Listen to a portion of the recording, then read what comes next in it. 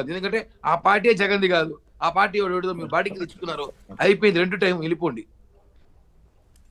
Right. Vamsi గారు, నిన్న విలువలు విశ్వసనీయత అంటూ కూడా నిన్న మాట్లాడారు. అవి ఉండాలి రాజకీయాల్లో, అట్లా ఉంటేనే ముందుకు వెళ్ళగలుగుతాం, వాటితోనే నేను ఇంతవరకు వచ్చానని చెప్తా ఉన్నారు. మరి ఏంటది, దాని విషయం ఏంటి?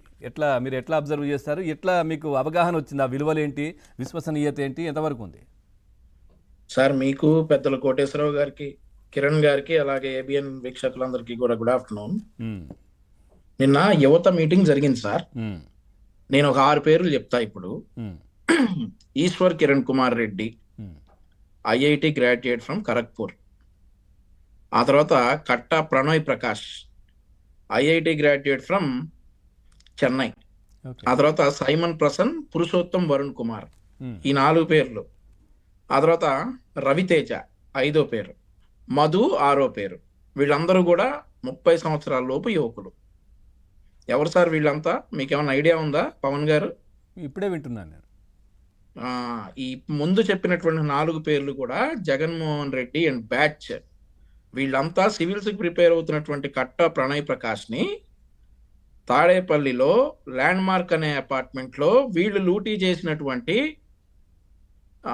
కోట్ల రూపాయల డబ్బులు ఉన్నాయి కదా మద్యం ముడుపుల్లో, ఆ డబ్బులకి కాపలాగా పెట్టినటువంటి ఈ 4 వ్యక్తులు, ఐఐటిలో చదువుకున్న వ్యక్తుల్ని జగన్మోహన్ రెడ్డి ఎలా వాడాడో తెలుసా?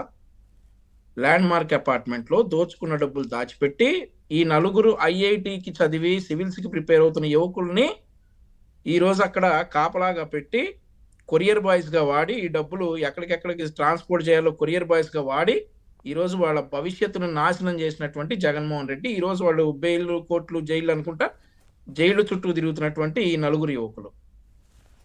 5వ యువకుడు వచ్చేసి రవితేజ. ఏదైతే రప్ప నరికేస్తామని బ్యానర్ పట్టుకున్నాడో ఈరోజు బడా ఏడ్ చేస్తున్నాడు జైల్లో. బాబోయ్, నన్ను బయటికి తీసుకెళ్ళండి, బుద్ధి తక్కువైంది, జగన్మోహన్ రెడ్డి మీటింగ్కి వెళ్ళాను, నన్ను బయటికి తీసుకెళ్ళండి అని చెప్పేసి బతికినాడుతా ఉన్నాడు. ఆయన పట్టించుకునే దిక్కు లేదు వైఎస్ఆర్ కాంగ్రెస్ పార్టీలో. ఆ తర్వాత ఇంకొక పేరు నేను చెప్పింది మధు. ఎవరైతే జగన్మోహన్ రెడ్డి రెంటపాళ్ల పర్యటనలో అంబులెన్స్ దారిలో ఇరుక్కొని చనిపోయాడో ఆ మధు. వీళ్ళంతా కూడా ఒక్క జూన్ నెలలో నాశనం అయిపోయినటువంటి యువత జగన్మోహన్ రెడ్డి దెబ్బకి. ఒక్క జూన్ నెలలో జగన్మోహన్ రెడ్డి దెబ్బకి ఒక్క జూన్ నెలలో నాశనం అయిపోయినటువంటి యువత వీళ్ళంతా కూడా. ఇక ఇతను నిన్న యువత మీటింగ్ పెట్టేసి నేను ఉద్ధరించేస్తాను, నేను విలువలు విశ్వసనీయత పాటిస్తాను. నువ్వు విలువలు విశ్వసనీయత పాటిస్తే నువ్వు గాంజా బ్యాచ్ను పరామర్శించడానికి తెనాలి వెళ్ళావు, అది జూన్లోనే. దాని తర్వాత ఎవరిది బెట్టింగ్ రాయుడు విగ్రహం ఓపెన్ చేయడానికి నువ్వు రెంటపాళ్ళు వెళ్ళావు, ఒకరిని చంపేశావు, ఒకరిని జైలుకు పంపించావు, 2ని చంపేశావు, ఒకరిని జైలుకు పంపించావు. ముగ్గురు చనిపోయారు. అవును, ముగ్గురు. ఇంకొక జయచంద్రారెడ్డి, అతని గురించి అవటం మర్చిపోయా. సో ఈ లిస్ట్ లో 7 అన్నమాట. ఇప్పుడు 7 యువత.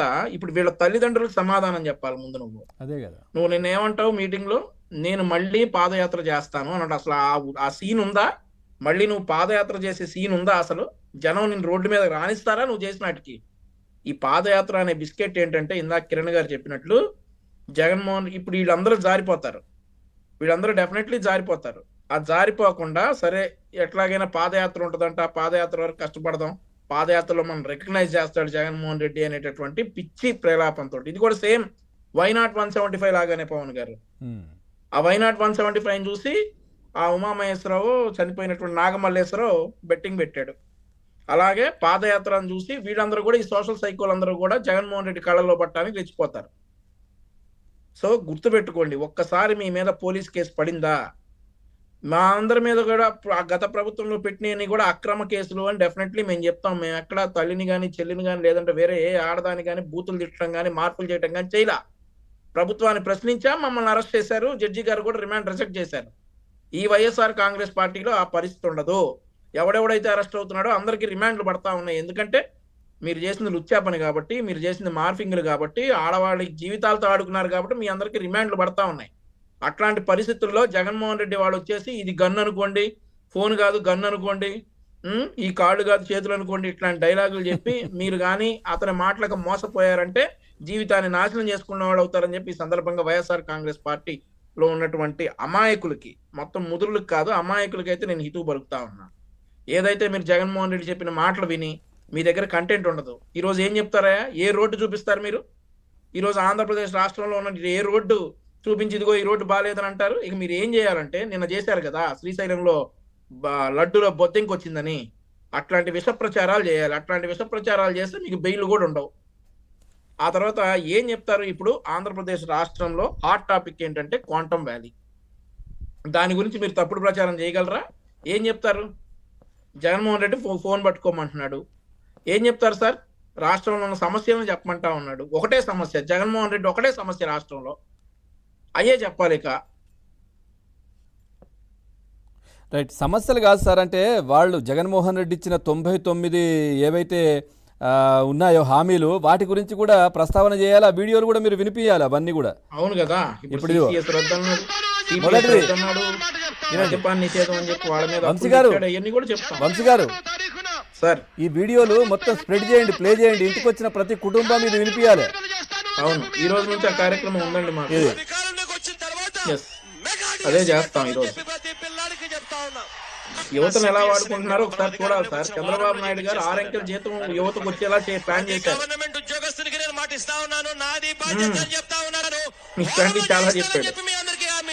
ప్రతి ఉద్యోగస్తుడికి కూడా ఇంటి స్థలాలు ఇస్తాము,